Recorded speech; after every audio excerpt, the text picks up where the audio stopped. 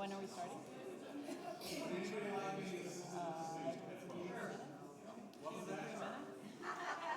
I'll take one too.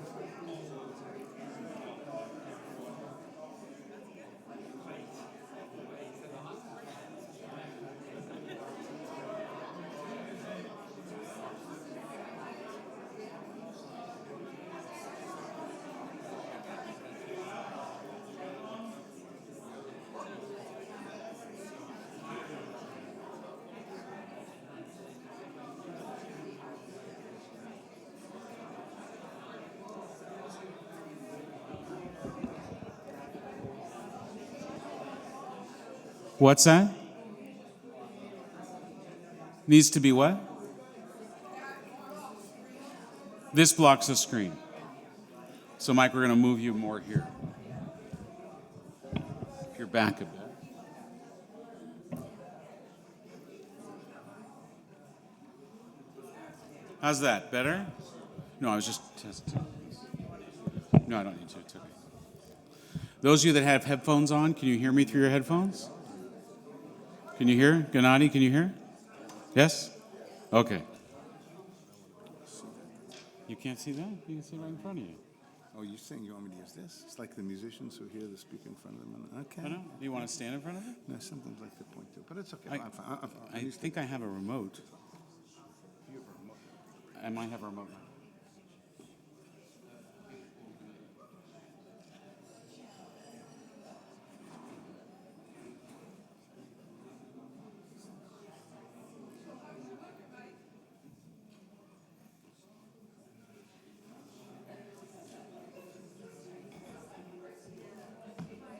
Where did my sheet go?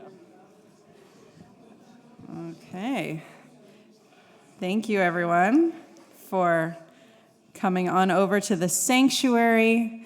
There's listening aid devices here. If anyone else would like one, you can come up and grab it. Hold on. Okay, here we go. So it is my honor to introduce our speaker this afternoon, Mike Hollander, who is back here in Vancouver, and we're so glad. Most recently, I had the experience of getting to tour with Mike in Israel for our Temple Sholom Solidarity Mission back in May, which was a very meaningful experience. A little bit of background about Mike. Mike was born in Canada and made Aliyah in his 20s. He has a bachelor's degree in history from York University in Toronto. He studied toward a master's degree in Middle Eastern Studies at Tel Aviv University and completed a master's at the Cambridge Center for Jewish-Christian Relations. Jewish education has always been Mike's passion, and the journeys he leads in Israel and throughout Europe, some of which we have been on, make for a rich educational experience. He has been a scholar in residence and taught Jewish communities throughout North America. Mike is also married and has 3 Israeli-born children. So please give it up for Mike. Thank you. Thank you, Cantor. Thank you, Rabbi. Gosh, I love coming to Temple Sholom. It's like the tech capital of progressive synagogues in the Pacific Northwest between Victoria and the Sainish Peninsula. Can you hear me? Can you hear me like this? Oh, wow. So I don't have to stand up here. I can move around. I like that. All right. So Shalom, welcome. I'm glad you're all here. I'm going to put my phone down because I don't need that. And it's good to be back in Vancouver. I grew up here. I made Aliyah. I just want to check you can hear me fine with this microphone. Yes, sir. Should we turn the other one off then? The problem is actually 3 mics on stage. That was intentional. Oh, good. Now I can see a little bit better. Good. Pleasure to be back. The only thing I have to add, Cantor, in terms of my CV is that we are now proud grandparents, not just of a 18-month-old son, but of a 6-week-old granddaughter. I never thought as a kid growing up in Camp Miriam that we'd be singing this song, Shir HaEmek, the song about the pioneers in the Jezreel Valley, and that my daughter would give birth in the HaEmek hospital in Afula, which she did. We're working on that. And the crazy thing is that these 2 grandchildren were born in war. And I know some of you have relatives and friends in Israel, and they were born, in the 73 war or in the Gulf War. I have a nephew who came out of his mother's belly in a hospital in Jerusalem when she was wearing a gas mask. And, but now we've been in this war for almost 200 days, 2 years, almost 704 days since this war began. And what I want to do in the next half hour is, and for those who have heard me before know that I talk a little bit too fast, so I apologize, is try to review where we are today, what successes and what failures we have had in the past 2 years. So the first few minutes I'm going to talk about Gaza. You can see on the right-hand side the Gaza Strip. For those of you who don't run a marathon or have not yet run any marathon, past, 2 hours and 15 minutes? I know the rabbi did it in 2:20. The fastest... 220 days. Oh, what I do, I press power. Oh, there. But the Gaza Strip, which is the one in the middle is the pointer? Yeah. The Gaza Strip is 40 kilometers. And since you guys are Canadians, I don't have to translate that for you from the top to the bottom. Here you can see the Gaza Strip, 8 miles wide in the south, 5 miles in the north, and all around it are the communities, many of which I just saw in your powerful, incredible, amazing, and beautiful and gut-wrenching memorial out in your garden that were attacked. That whole area in green is the area where the Hamas terrorists successfully penetrated on October 7th. I'm going to talk very little about that. I'll talk more about what's happened in the past few months in Gaza, but I want to talk a lot more this afternoon, about Tel Aviv and Israel in the 12-day incredible war with Iran. Now, almost everybody, excluding one person who is a clergyman or 2 people who are clergy at the back of the room, were around in 1967. And remember the 6-day war. But all of us lived in a world where our Jewish identity, and Israel in particular, was defined by the consequences, challenges, blessings, and or curses of what happened as a result of those 6 days in June of 67. I believe your grandchildren, your great-grandchildren will be significantly impacted by what happened in that 12-day war in Iran. And I highlighted here those 4 apartment buildings because, like many of you, whenever you saw that there was a siren, you would look to see where the sirens were, not just for you, but for any of your relatives. We have 3 kids. Our eldest lives in that building, the second building on the left, with his wife and our grandson. And our daughter lives up north, and our son lives our number 3 son lives in Beersheba. So every time there was a siren, and Michelle and I would have to go into our safe room, I'd look at the phone and I'd see where there were other sirens, a lot of them in Tel Aviv, too many in Beersheba as well, actually. And then as a concerned parent, I'd be looking to see about the safety of our kids and grandkids. And of course, the one in Tel Aviv, thankfully, they have in their apartment, one of their bedrooms is a safe room. They would go in, and they slept for about 2 weeks in that safe room with the baby and the dog and the cat. Maybe not the cat, but the dog, definitely. And they had good reception in the cell room. So I'd text them, wait a few minutes until the dust settled, as it were, and then text them they're okay. And I do the same to my daughter, and she was in her 9th month of pregnancy up in the Galilee, and she was sleeping in her landlord's apartment with her husband because they live, my daughter and son-in-law, above the landlord, and there's no safe room in their apartment, so the landlord was nice enough, clearly they pay their rent on time, nice enough to let them share a bedroom in their own house. And then our son, who lives in Beersheba, lives in an old building, and he had to run down 4 flights of stairs whenever there was a siren, and he'd be in the subterranean basement of his building, which has no cell phone reception. And of course, when we'd see rockets and missiles landing in Beersheba, I get very, very concerned. But Israel, for many of you I know who have friends and relatives there, is a very small place where we're all connected. And I take you back very briefly to January, the last time there was a ceasefire, where these 3 beautiful young women who were taken captive after 471 days were released. 33 Israelis were released in return for over 1,000 terrorists. Now, by March, early March, Israel and Hamas were about to, or should have entered into the second of the third phase of their negotiations. Didn't. Negotiations broke down. Israel relaunched attacks about mid-March, the 18th or 19th of March, and at that time, something called the GHF, which nobody heard of before March, called the Gaza Humanitarian Foundation, was established and began to distribute humanitarian aid and food to Gaza. More of that soon. We are now in the midst of, maybe, or maybe not, phase 2 of what is called Operation Gideon's Chariot. This man over here, Eyal Zamir, is the Chief of Staff of the Israel Defense Forces. The former Chief of Staff, Herzi Halevi, resigned in March. He, on October 7th or October 8th, at the latest in 2023, said, I am in charge and I bear responsibility for what happened on October 7th. I will resign when the time. You don't resign when you're attacked on 6 fronts simultaneously. So he resigned in March. And this man, Zamir, is the choice of the Prime Minister. The Prime Minister 2 previous times wanted to make him his Commander-in-Chief, and so he's clearly the Prime Minister's man. And he set out 2 goals. The main objectives of this operation is return of the hostages and the defeat of Hamas. Now, we can have an open discussion, which we can't, because there are probably some past, present, or future board members here. And although I know every discussion you ever had as a Temple Shalom board was always unanimous in its decisions, correct? There were never any dissenters. So if I were to ask the 50 or 60 of us in this room today, which would you prioritize as the greatest goal? Should it be return of the hostages or the defeat of Hamas? Pick the front row because there are only 5 of you. What do you guys say? Bruce, Joan, Ken, what do you say? What's that? Fantastic. Now, Ken and Bruce aren't married, right? You're not married, but you're good friends. Not they're married, but not to each other. Good. So, I mean, which means you probably never have any disagreements, right? So one of them, I'm not going to say who, because I might embarrass Bruce, said defeat Hamas. And the other one, Ken said, no, you got to get back the hostages. Now, where are Israelis on that? Well, 2/3 of Israelis in polls, which doesn't necessarily, I mean, it's an indication, it's not scientific fact. 65 to 70% of Israelis say priority 1 should be to get the hostages back. But what does the government say? Priority 1 should be the defeat of Hamas. And within the government, you can be sure that there are disagreements as to what that actually means, the defeat of Hamas.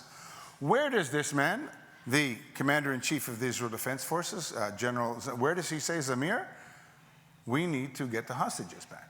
And there's a lot of daylight between what the political echelon is saying, more and more than we've ever had in 2 years since the war began, and what the political echelon is actually saying. We control about 65-70% of Gaza. So in May, a new operation begins, Operation Gideon's Chariots. We are now supposedly on the threshold of, or beginning or escalating, phase 2 of that same ill-named operation, which involves going into and taking over this largest city in Gaza, the city of Gaza. But then this comes along, Iran. And what happens? This is Tel Aviv. For those who were in, what hotel? You guys were at the Tal Hotel most recently with me, those who were just there. So about a mile away from that, right in the corner of Ben Yehuda and Allenby Street, a missile lands. You can see the tree over there. Extensive damage. This is in June. And then I walked by there about 2 weeks ago, and guess what? Not much has happened.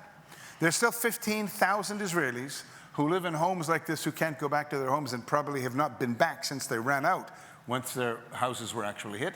Miraculously or not a single person was killed here. Why? Because everybody, thankfully now, has an early warning. In fact, I was at my mom's this morning getting ready to come here at about 9:30, and my phone starts to beep because I put my location as Modi'in, my hometown, and says a missile has been shot from Yemen.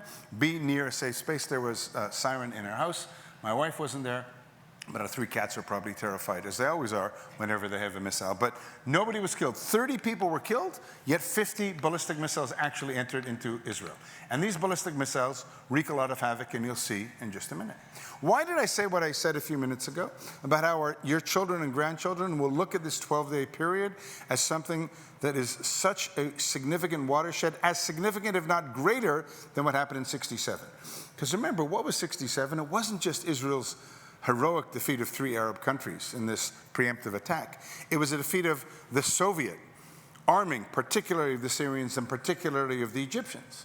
What this meant in June wasn't just the defeat of, or not the defeat of, but significant military success vis-a-vis Iran, but it meant that their proxies, Houthis in Yemen, who just shot a missile at us a few hours ago, Hamas in Gaza, Hezbollah in Lebanon, the Shiite militias in Iraq, the Shiite militias in Syria, are all weakened to the point that not a single one of them acted in cahoots with the Iranians, in support of the Iranians when we attacked them. And today, we have peace, we know, with Bahrain, with the United Arab Emirates, Egypt, Jordan. We have some warm relations with Saudi Arabia and Oman.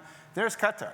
Just this morning, by the way, you probably woke up, 1,800 kilometers, which again, I don't have to translate because you're Canadians, from Israel, airplanes went and landed over there in Qatar.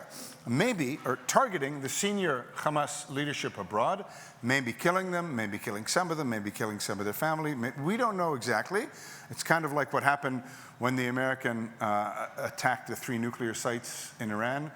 It's either total obliteration of the nuclear program, as someone would suggest, or a few months setback to the Iranian nuclear program. We still don't know what happened, but it's clear that this is a brand new game where the consequences of what happens, what Israel does in Qatar, which might be a result of the terror incident in Jerusalem, hard to say what, or it might just be a result of the collection of enough intelligence information to tell Israeli sources that all of the Hamas leadership are in the same place at the same time. Let's take advantage of that and let's launch an attack. But the Middle East will look very, very differently, because there is a tension that has got not necessarily a lot to do with us, but it has to do with the internal dilemmas and challenges within the Middle East. I don't want to say the Arab world, because there are 2 key actors in this part of the world, one of which is Iran, and the other up over here, north of Syria, is Turkey, who are non-Arab actors. But keep in mind, there are certain countries like Iran who for decades now have funded billions of dollars to support non-state actors, or wannabe state actors in these countries against Israel. And Turkey today is also a very big supporter of Hamas and the interest of radical Islam in the Middle East, whereas most of the other countries are, quote, moderate Arab countries. I mean, look at Saudi Arabia. Just a few years ago, they finally allowed women to drive cars. That's incredible. Maybe they'll do that in Israel too. I'm kidding, they should. But these are the moderate Middle East. Look at what the Iranians did in Yemen, and again, distance, just this morning. Now, thankfully, and you guys know this probably, that from Yemen, it takes about 6 to 10 minutes for a ballistic missile to reach Israel. So we have enough time to say, oh, we've detected, the public, the IDF has detected a missile has been launched, and then, as you know, be near a safe space, and then wherever that missile could potentially land, they will sound the alarm about 2 minutes, a minute and a half before it actually hits us. So this idea that was spread by an organization called the Iranian Revolutionary Guard Corps, which you've probably heard of, was led by a guy named Qasem Soleimani, who was killed in January of 2020, and that idea has largely failed. Think about it, right? I'm not going to talk about the war with Lebanon, but in September of last year, Israel attacked, finally, Hezbollah. I was here. I remember walking along the Seawalk in Falls Creek, and my phone starts going off about all these people being hit by their beepers and pagers in Beirut. Not a single missile, not a single rocket was fired from Lebanon to Israel since September of last year, which is pretty incredible. Even when we were having 1,500 sorties out over Iran, they didn't join the fray. This is what a ballistic missile, for those who've never seen one up close and personal, looks like. It might fit in the sanctuary this way, probably. It's about 40 feet, it's about 40 feet long, and you get a bit of a sense of the power that these things can have when they go 1,000, 1,500 kilometers, and when they carry on them 500 kilo, which again is Canadians, I don't know if to translate. Okay, 1,100 pounds of explosives, the havoc that they can wreak. So why did Israel decide then to launch this operation? We knew that twice in April and in October of last year, the Iranians had already shot hundreds of ballistic missiles, drones, and cruise missiles at Israel. Thankfully, almost all of them had been repelled even before they got over Israeli airspace by us and by our Arab allies, the Saudis and the Jordanians, and by the Americans, and even a couple French guys took a pause from their baguettes and shot some rockets out of the air. What happened was, when Israel had the difficult dilemma, the difficult choice, what do you do when for the first time ever, a country that far away, think about it, Ukraine and Russia, there's lots going on there, but what are they sending almost every day? Drones. The distances, they're right next to each other. You don't need a ballistic missile that goes 100 kilometers out of the Earth's atmosphere.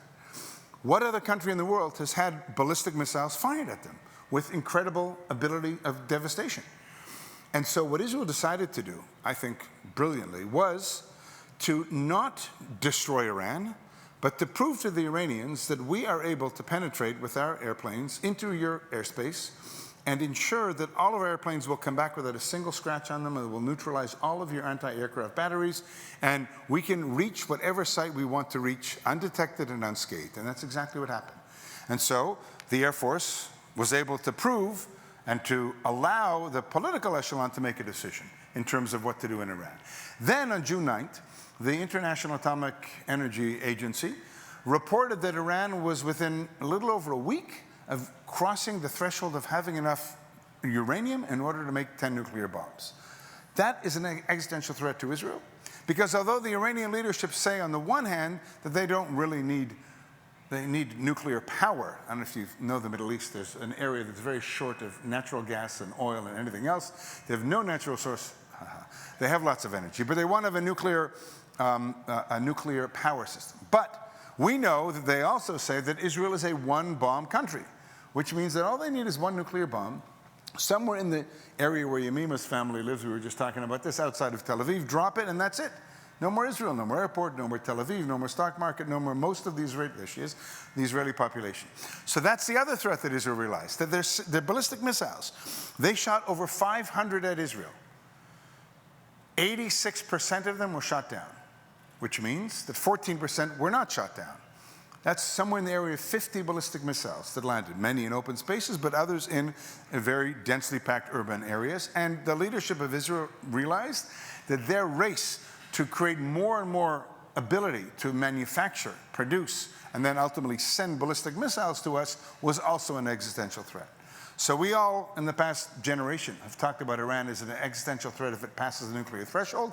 It's also an existential threat if they get more ballistic weapons. Finally, as I said a minute ago, the neutering or neutralizing of the proxies of Iran. Now, in the Jewish community, if 88% of the people agree on something, there's something wrong. The question is wrong, people weren't focused.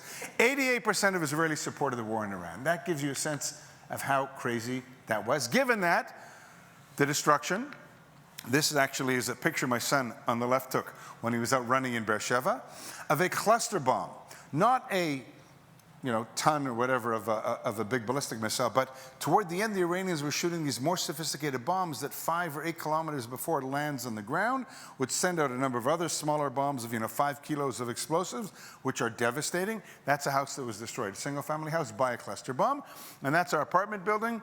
My van is parked over there, and that is a piece of something.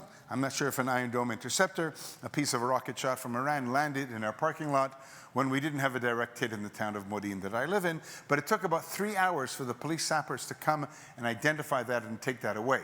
Nobody could go into the parking lot, which tells me that if it took them 3 hours, it's because they were busy doing other things, looking at other pieces of metal that had fallen in the urban area of Modi'in. Devastation in Rishon LeZion, it's just crazy. This is one ballistic rocket. Nobody was killed here. It's crazy because we had that warning system that allows us to go into our shelters. And as long as you're in your shelter, and it's a 30-year-old or less shelter, unless the missile hits your shelter directly, you will survive. It's crazy because the majority of what the missile does, unless it's a direct hit, is the shrapnel that sends in a 5,000 square meter area that could be lethal. Either the shrapnel from the rocket or shrapnel from a street sign, a car, anything else. This is in Tel Aviv. Any of you know the Tel Aviv University campus or the Ramat Aviv Mall? Usually there's more people to recognize them all. Exactly. That's about a block away from that. Total devastation. As I mentioned, 15,000 people without a home to go back to. In addition to the people who still aren't back in their homes from Gaza and the people who aren't back in their homes up in the border with Lebanon.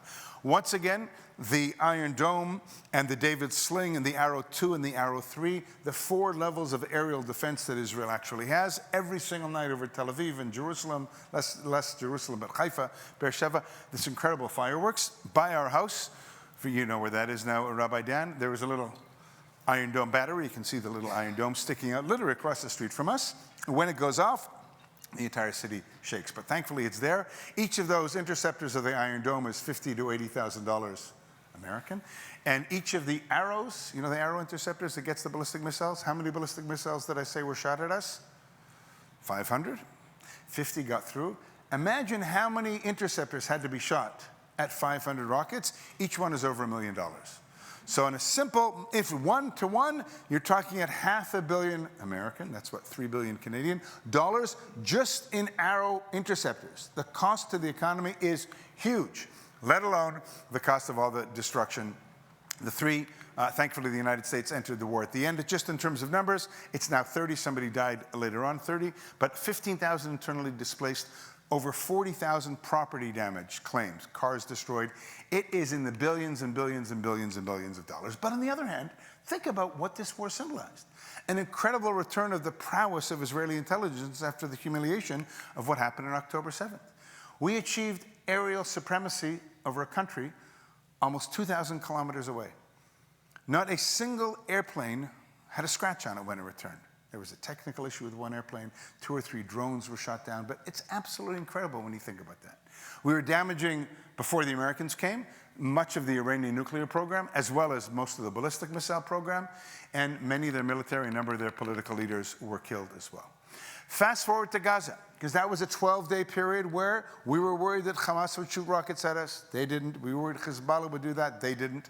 But we're back in the Gaza Strip. And today in the Gaza Strip, that same 40-kilometer line of the territory, this is the area where the military operation is happening now. The second phase, if we get there, will be an area called the Central Camps, the refugee camps in the central part of the Gaza Strip.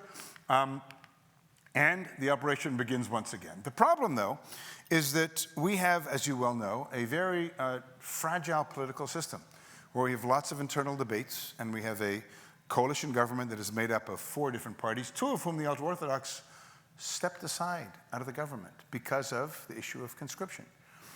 There are now, unfortunately, 904 Israeli soldiers who have been killed since October 7th, 904 as of yesterday. And that's including October 7th, but 460 of those are since October 7th. There are 13,000 injured Israeli soldiers, and there are 80,000 young men like this who says, we're not being conscripted to the enemy's army. Oh, what am I translating for? It's in English, in a small font. And the leader of their party said, we're going to leave the government unless you, Mr. Prime Minister Netanyahu, who pledged to us when we join your government in the end of November 2022, that if we join your government, you will pass a law legislating our legal exemption from the army.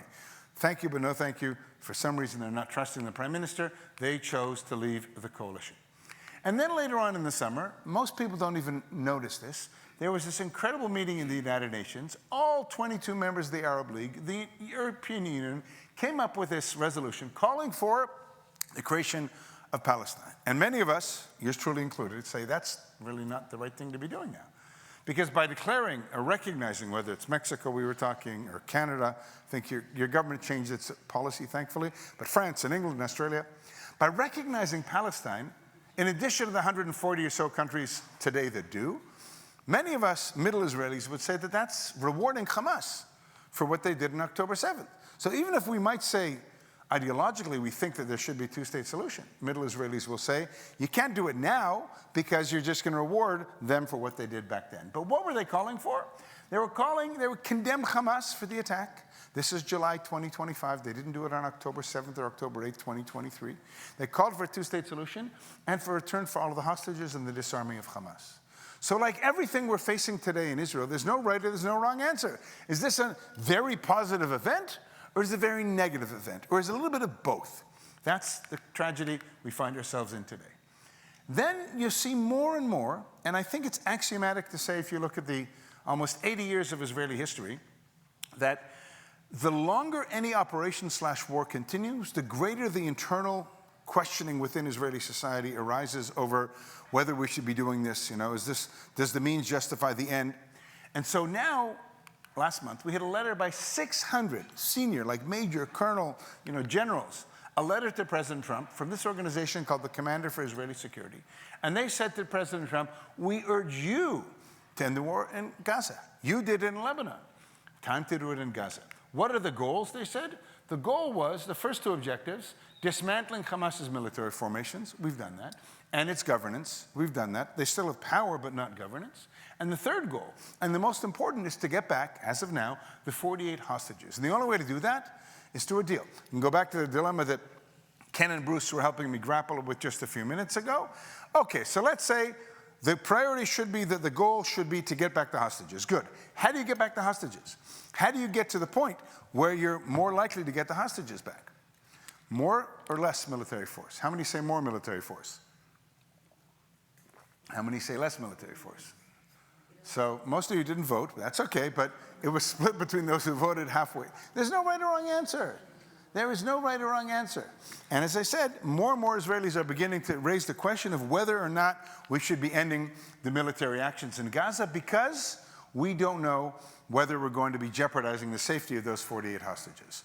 In the context of all of this in August, I remind you that we commemorated, mourned, reflected, celebrated, whatever word you want to choose, because we did all of the above amongst 10 million Israelis, the decision in the summer of 2020, or the implementation of the disengagement from Gaza.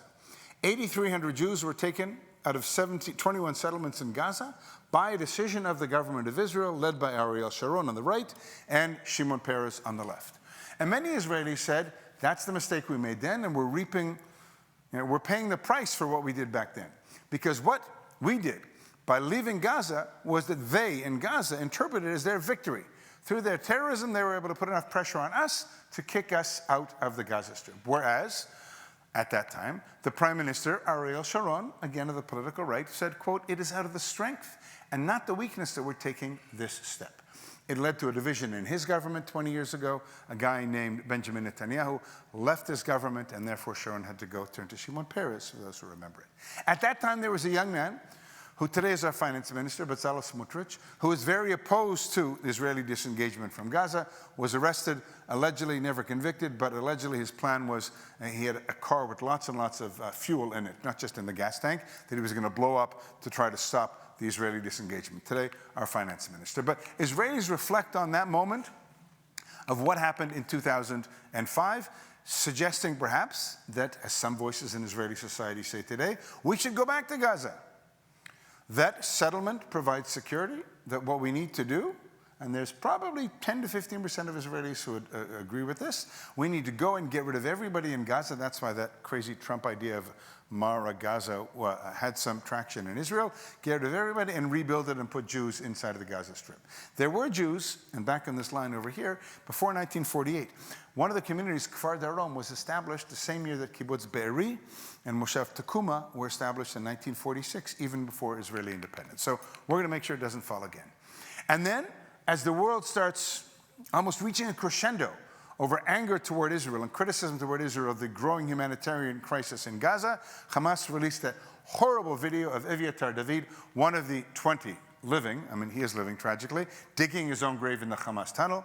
There you can see him before he was taken kidnapped. And very few voices publicly are talking about starvation in Gaza and saying, this is Richie Torres, our friend from New York, the member of Congress, who's saying this is what's happening, the intentional starvation of people, the hostages inside of Gaza.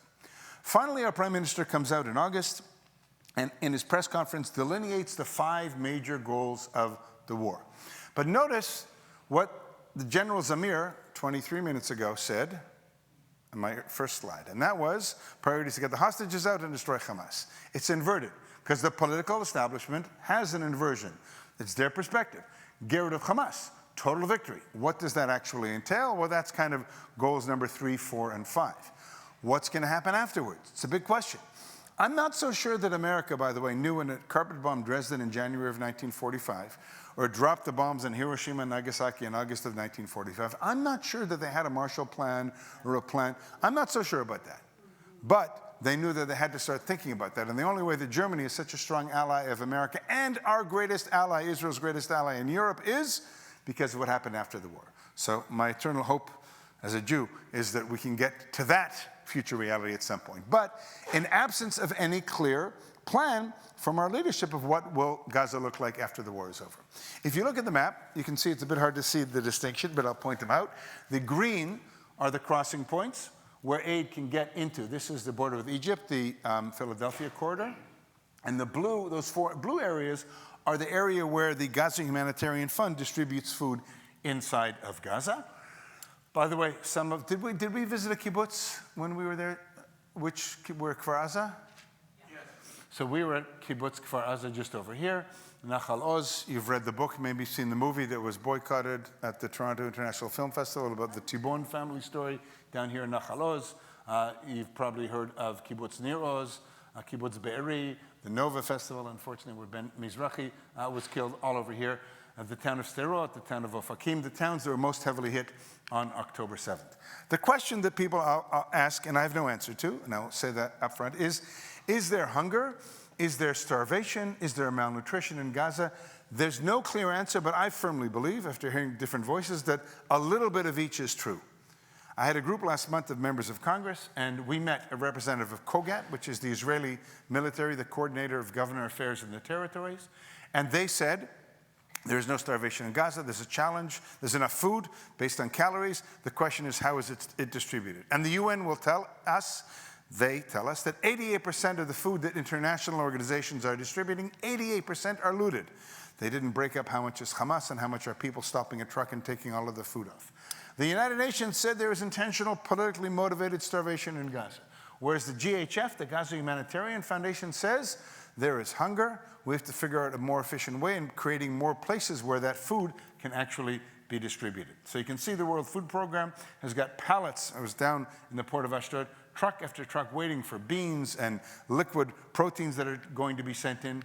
And you'll notice this happy Gazan with his box in the GHF. The Gaza Humanitarian Foundation's concept is not giving out these big sacks of flour, which then have to find a distribution space, but rather a box where there's food for a family of 5 or 6 for 2 or 3 days. That is much easier to distribute and less likely to be looted than these massive, massive shipments. So there's probably a little bit of truth of both. But the bottom line we know is, from March, when the discussion toward the second phase of the ceasefire between Israel and Hamas was breaking down, the government of Israel decided to stop allowing humanitarian aid and food into Gaza, out of the belief that there was 5 to 6 months of food and aid already there, and that would create more pressure on Hamas to ultimately come to a deal. Again, another potential leverage. But what happened was, we know what happened, and now more and more cries are that there is a massive humanitarian crisis. Legally, I'm not a legal expert, but from everybody that I have heard, we do not have an obligation to provide food to civilian population in a country who we're fighting in the midst of war. Morally, we have an obligation from who we are, and we could argue that. But when 80 American rabbis from Yeshiva University, not just from that left of center crazy Hartman Institute, but very prominent rabbis come out and say, wait a minute, we have a moral responsibility to address the question of what happens to all those people in Gaza. And when last month the UJ of New York decides that they're going to give $1 million to an Israeli organization called Israel that's going to provide tents and shelter and whatever else for people in Gaza, people are outraged, including contributors to the UJ of New York. And the UJ of New York said, but we gave $300 million to Jews suffering because of October 7th and Lebanon and everything else. So we can surely, it's a huge dilemma. And it's rising in Israel as well. I will tell you that what we see in the news in Israel is not what you see in the news here. Keep that in mind, although you don't see much happening here. We just commemorated, reflected on the Yortzeit of these 6, you all know the story of Hirsch Goldberg, Poland, and the other 5 were brutally murdered last August when the IDF was getting too close and Hamas said, we're going to kill the Israelis. That's the concern now. In fact, 42 of the hostages were killed in Gaza. 42 of them by Hamas since the war began. And their concern is, and this morning I heard a couple of the mothers, literally an hour before I left my mom's house to come here, saying that this might be a good thing what we did in Qatar, but on the other hand, this means more of a likely death sentence to my son, Evyatar, who is there inside of the Gaza Strip. So there's an argument that we can have in the comfort of Temple Sholom after a pretty good bagel lunch, right, on a nice Tuesday afternoon on the one hand. On the other hand, there's the reality of real consequences of differences of opinion as to how best to deal with getting the hostages back. Once again, what does the public say? 56% on the left say all the hostages can be released through an agreement that ends the war. And 22% say that all hostages can be released through an agreement that doesn't end the war. In other words, 78% of Israelis say the way to get the hostages back is through a deal. How do you get to that deal? Big question. So, in the past 2-3 weeks, we've seen unprecedented number of Israelis protesting, up to 500,000 in Tel Aviv, in the hostage square. Look at, massive, massive crowds. Maybe 1 million altogether all over Israel. That would be like 35 million Canadians, 3.5 million Canadians protesting anything besides losing to, America and some ice hockey competition. I can't imagine 3.5 million Canadians doing anything together, but that is huge. And what does that say about where the pulse of the people of Israel are, not necessarily the government of Israel? And then we were accused, as our Prime Minister calls it, of a blood libel, as the UN says that 1/4 of Gazans are experiencing famine. And so the military says, we have, since May, since we've started to resupply, lots more food and lots more humanitarian assistance is coming in. Again, the challenge is in delivery, and as I mentioned, 88%, according to the UN, is actually being stolen. Ms. What's her name? Ms. McCain, Cindy McCain comes, the head of the United Nations Food Organization. Very clearly, the political and military leadership meeting with her, recognizing that there's a problem that we have to deal with it. What always blows me away is this graph of 75% of Israelis are optimistic that we're going to be able to recover from this crisis. That is crazy. In spite of the longest war we've ever had, 704 days, in spite of the threats that we still face of sirens on a daily basis, and what happened just yesterday, there's still more optimism out there. Almost at the end, before I turn it over to questions, I was, unfortunately, twice in the past 2 weeks down at Kibbutz Nir Oz. This is a picture from my phone of a house that is not being rebuilt. But across the way from that, I turned around, we walked out of the house, and we saw the sign of their rebuilding the educational center for the kids of Kibbutz Nir Oz. The kibbutz that had more than 100 of its 400 members were either killed or kidnapped.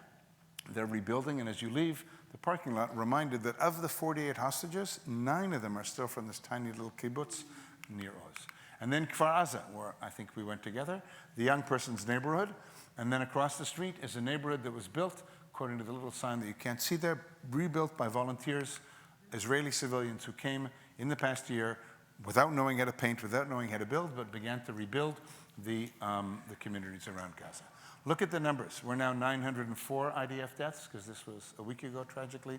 48 hostages, still huge numbers of people displaced. And of course, if you're going to have a escalation militarily, you're going to need more soldiers. And where are those soldiers going to come from? Not from the 80,000 ultra-Orthodox who are exempt from service, but from our sons and grandsons and daughters.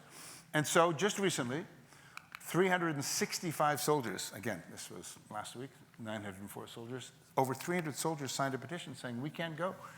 It's not that we don't agree that, military pressure should be less and we should focus on negotiating more. What most of them are saying is, listen, my youngest son, who's 27, he's going to be a freshman. This is Mike talking. He's going to be a freshman in sports therapy in early November. He did 388 days of reserve duty. And what's going to happen if in November, when he starts finally his first semester of his 3-year course, he gets reserve duty again? He'll probably go.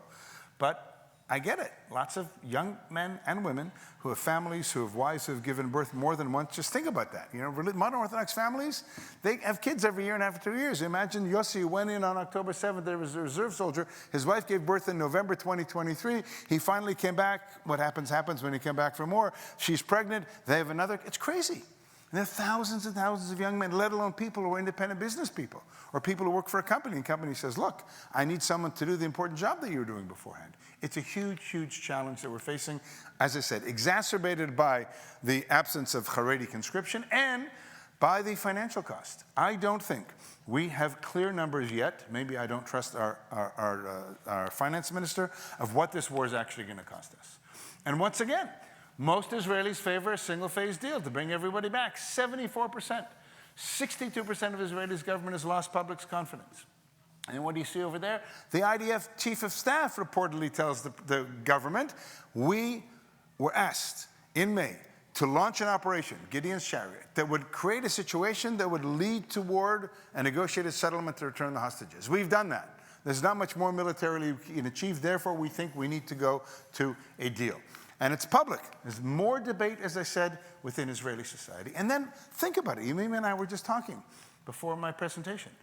Yesterday morning at 6 a.m., 4 young kids, including a 19-year-old kid from my town, Modi'in. I don't know him. It's the second guy on the right over here. Young man named Regev, if I'm not mistaken. Don't know him, but friends of ours, their twin boys were classmates of this kid at the Moore School, killed in Gaza in their tank. Yesterday, 6 people in Ramot, in Jerusalem, 9 in the morning, were killed by a terrorist. And just hours ago, we all found out that we might have killed the top leadership of Hamas inside of Qatar. We might have, we might not have, 1,800 kilometers away. So we're still in the midst of the war. How do we get through it? I have a personal answer, and that is my grandson, Yotam, and my granddaughter over there, Gaia, all of 6 weeks old, and all of our family. And I put this up, not just to kvel, but I can because I'm Jewish and I'm in a shul. But think about it. Each of these, of our kids, our son and daughter, our sons and daughter and daughter-in-law, my son, 388 days of reserve duty. His girlfriend, Tamar, also like 200 days of reserve duty. My son-in-law, for health reasons, exempt from service, but lots of friends in service. My son did a little service. He knows 2 guys that were part of his team in the army years ago who lost legs in the war. They're smiling, not just because I said smile for the camera because it's Saba's birthday, but they're smiling. And when I spoke to all of my kids this morning, because of the time difference, they're all like getting on with life and doing what they're doing. And I think that that's why, as difficult as the past 704 days have been, as we approach the 2nd anniversary, commemoration, tragedy, whatever, of October 7th, we are a totally changed people. But the reason we're still here, the reason that Israel is still thriving, is because we are able somehow to figure out a way to live with both of those realities at the same time. Whatever it is we want to do in life, getting up and getting on and doing it, but also knowing that at any moment, any of these grandkids might have to go, not of their own volition, but with someone, into a safe space. With that, as promised, I've got time for questions. Cantor, I turn it over to you.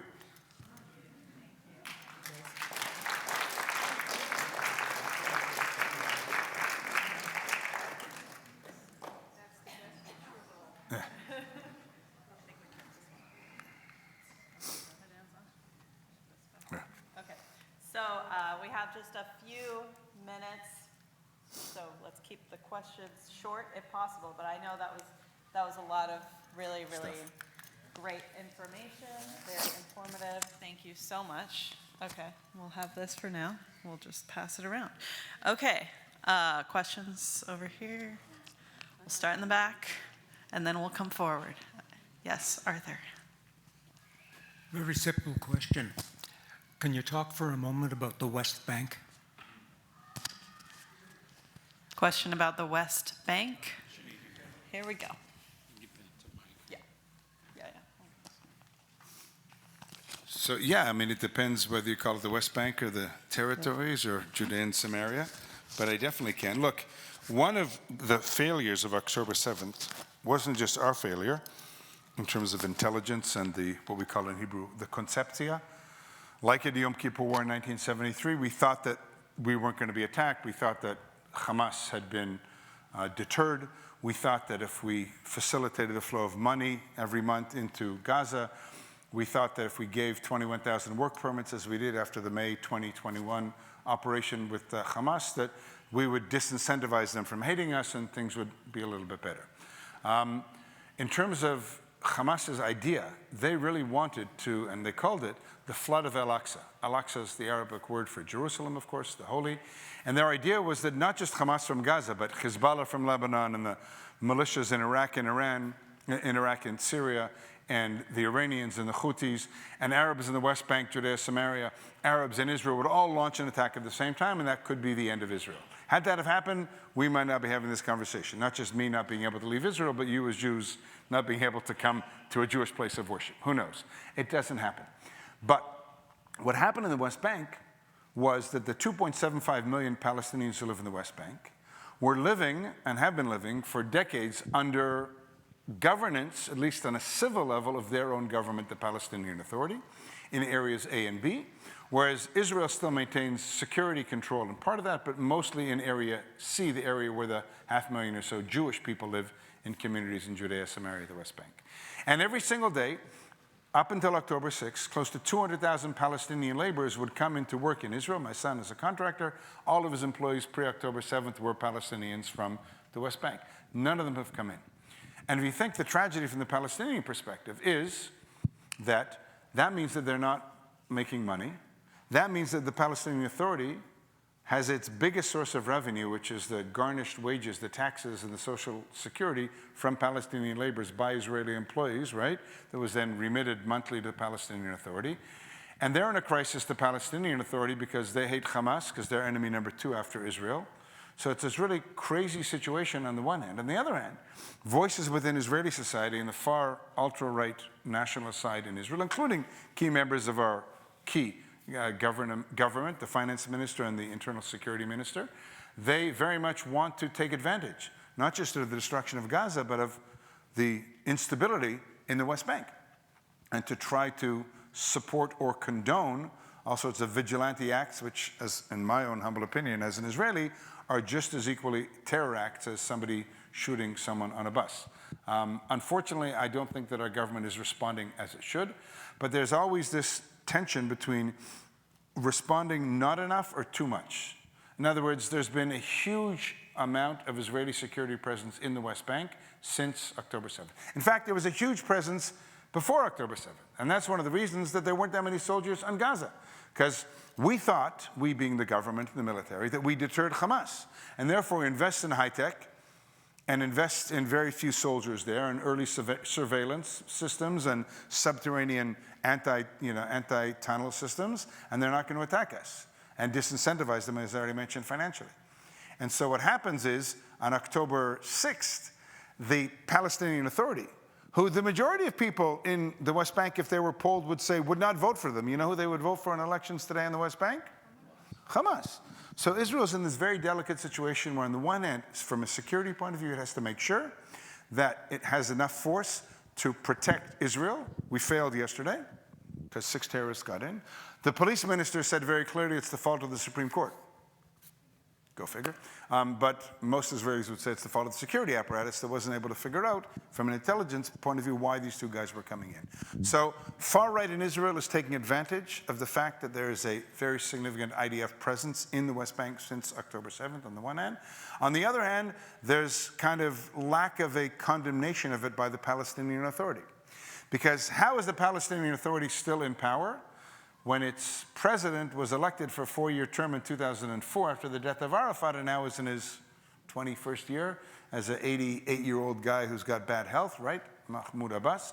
So they're not condemning Israel that much because they know if they do, there's going to be a problem from there. So it's a real crazy, crazy situation. That being said, most of the Middle East, except for our government, says that the future of Gaza depends on the Palestinian Authority, the government in the West Bank, having a role of rebuilding and leading Gaza. But our government says we can't have them having any presence in there. So it's a really, really, really complicated situation with lots of things on both sides. And my message to everybody I speak with is always understand that this is not a right or wrong situation. Understand that every single choice faced, from the political and from the military leadership, is a tragic dilemma to which there is no right or wrong answer. They're just less right or less bad, or even little more bad possibilities as a conflict. Every dilemma, whether serving, whether military pressure, what to do vis-a-vis the West Bank, each of which are tragic, without a clear answer. Rabbi Cantor, sorry, clergy.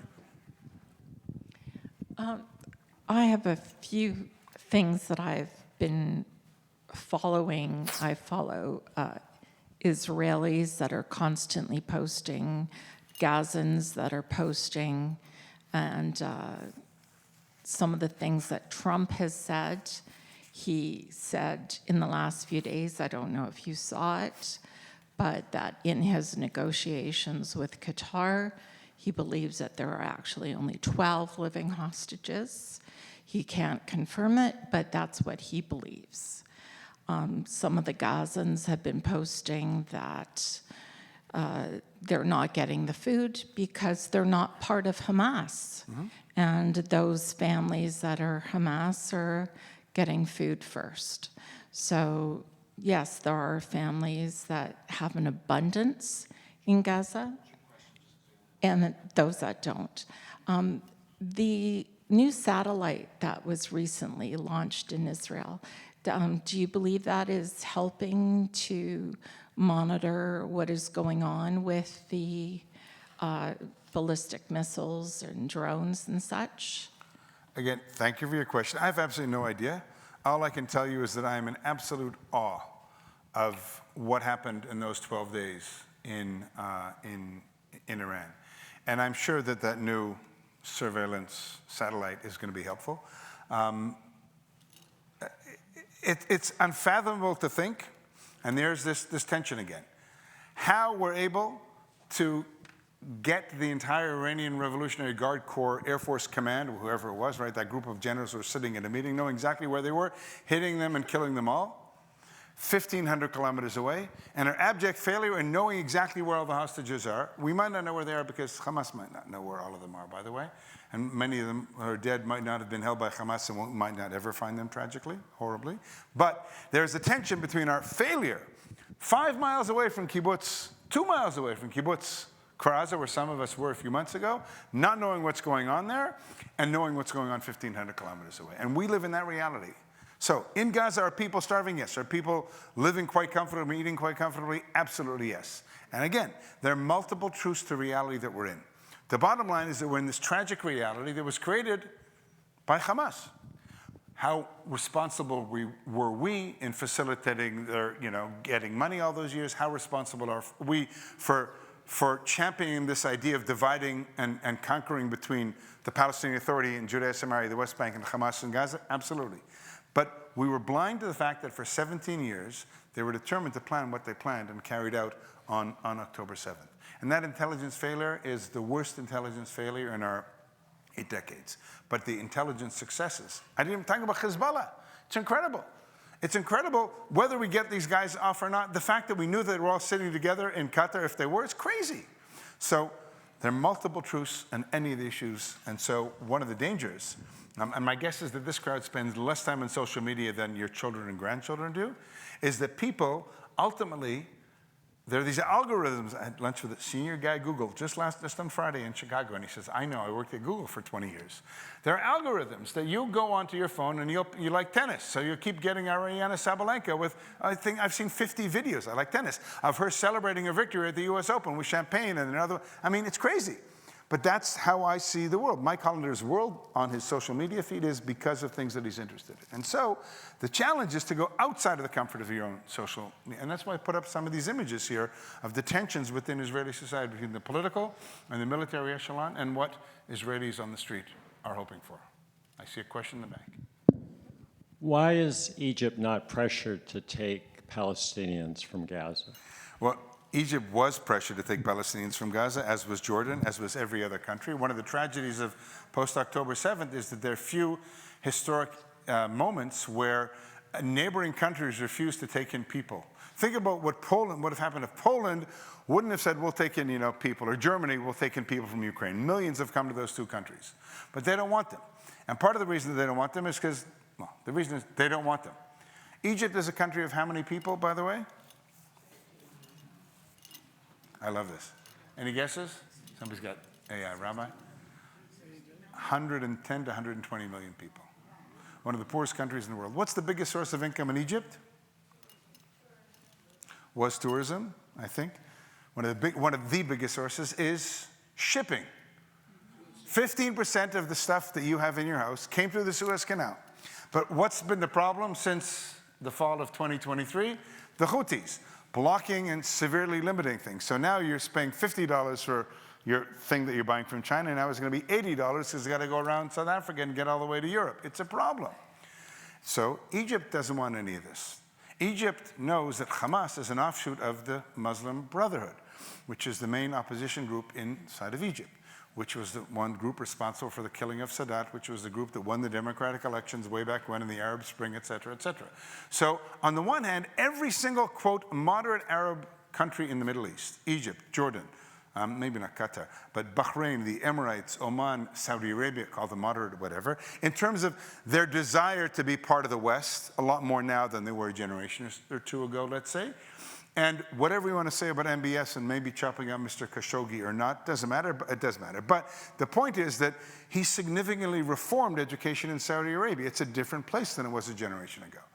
And so all those countries, on the one hand, are very supportive of what Israel is doing, because they know that they face the exact same threats that we face. Unless they want to be a theological revolutionary regime like Iran, look at Lebanon. Perfect example. All of a sudden you see now there's a threat of another civil war in Lebanon. Why? Because the government of Lebanon wants Hezbollah to disarm. I mean, that's what all of us want. And they're actually putting pressure on them. And so Egypt doesn't want Islamic Brotherhood presence. Egypt has enough on its plate economically. You can say, well, Mike, if there are 120 million Egyptians, what's 122 million? But again, for most Israelis, outside of that fringe 10, 15% who say we don't want to evict everybody from Gaza, most Israelis say they're here. How do we live with them? How do we, and that's part of our problem, because we wanted pre-October 7th, and that's why all of us were guilty of that conceptia. We wanted to believe that if we disincentivize our neighbors from hating us and make their quality of life better, that we can live together in harmony. It doesn't work, tragically. It just does not work in the neighborhood that we live in, and we will always. As Moshe Dayan said in 1956, there's a question up here, Jenny. As Moshe Dayan said in 1956, at Kibbutz Nachalos, the same kibbutz that Noam Tibon rescued his son and daughter-in-law and grandkids from, he eulogized a guy who was killed by Feda'in from Egypt in 1956. And Moshe Dayan said, at Nachalos, he said, if you read the book, it's in there as well, he said, if we want to live here and we want to plant a tree, we have to wear a helmet on our head, carry a rifle in one hand and a shovel in the other. That's the reality that we have. The tragedy of October 7th was that so many of those people, whether it's the Metzgers or whether it's Vivian Silver from Kibbutz Be'eri, who lived right next to the roar of the lion in Gaza for decades, were some of the most committed Israelis to the idea of a two-state solution. Where are they now after October 7th? They've moved a little bit, but trust me, there's still critical enough, massive people there who say, we still are going to go back to our homes in Kibbutz Karaza and near Rosen Be'eri, and we will still want to aspire to live in peace with their neighbors. I think this is going to have to be our last question with the whole group. I know, we're running out of time. Thank you. Israel has been vilified by the media around the world. It's very hard to find anything, whether it's in TV, online, or in the newspapers, that is supportive of Israel other than our National Post newspaper. Why does Israel insist upon keeping the journalists out of Gaza, when I would think that transparency there would really help them? It's a great question. The journalists are getting their information from Hamas or Al Jazeera. Why is Israel so absolutely stubborn on this issue? Great question. I would say, did you all hear the question? Why is Israel stubborn, adamant in not letting foreign journalists into, any journalists, Israeli journalists as well, into the Gaza? Factor number one is that the Israel Defense Forces, the government of Israel, says we do not want to endanger soldiers. We don't want to endanger journalists. And it is a crazy war zone, unlike, I think, any other war zone outside of Afghanistan and Iraq. The nature of warfare in an area where it's almost totally flattened, where they're still in hundreds of miles in subterranean spaces and tunnels, the terrorists who are just waiting to pop out, is very threatening to journalists, number one. Number two, I don't think, and I don't think our government thinks, that even if you do let journalists in, they're going to tell a different story. Because the tragedy is if you open up, as I saw, the Vancouver Sun today, I guess, and my mom's outside of her door, or you watch the National, I think by 9:18 on the National, there's a story about 6 people killed in the settlement of East Jerusalem, which is over the Green Line, but is a main kind of center-of-the-road place inside of Jerusalem. So I don't think even if we let people in, they're going to start to tell the stories that things are there, because if it bleeds, it leads, and they're going to type in the number of people who were killed in that particular day.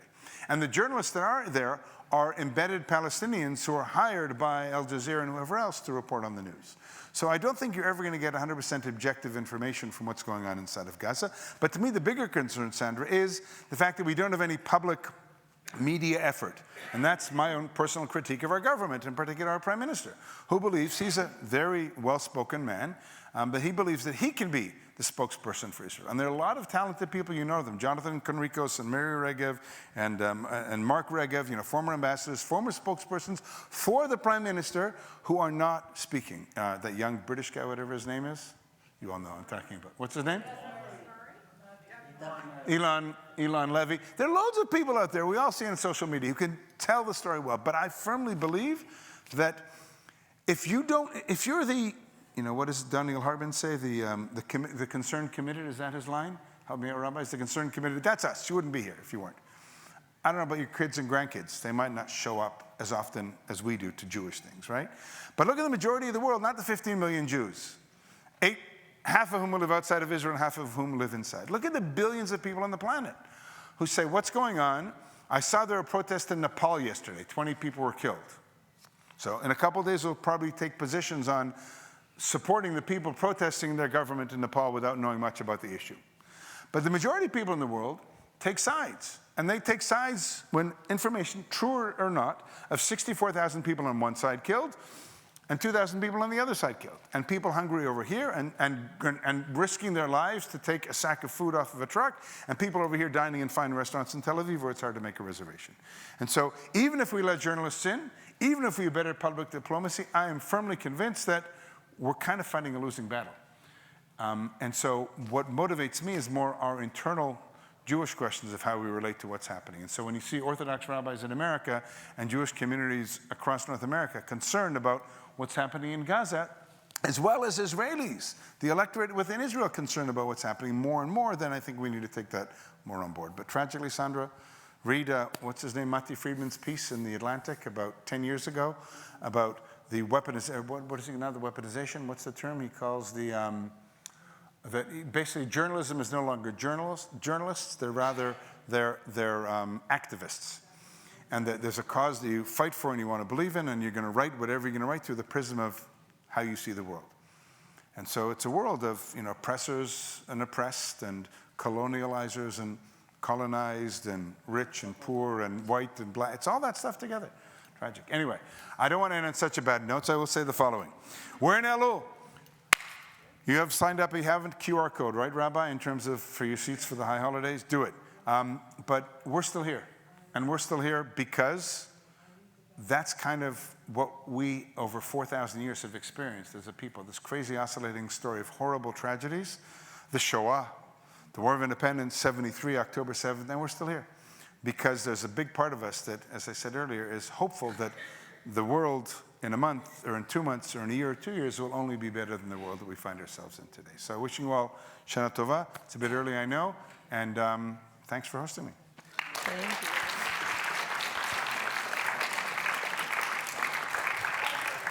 Thank you so much.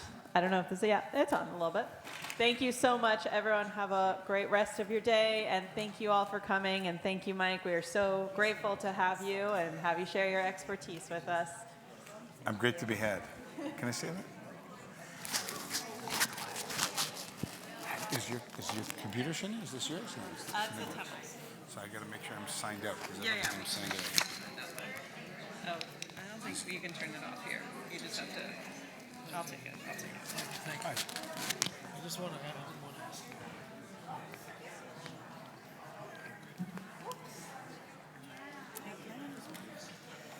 He's good. Yeah. Too much information. I can't absorb half. I don't know how he remembers it all. I know, isn't that amazing? Yeah.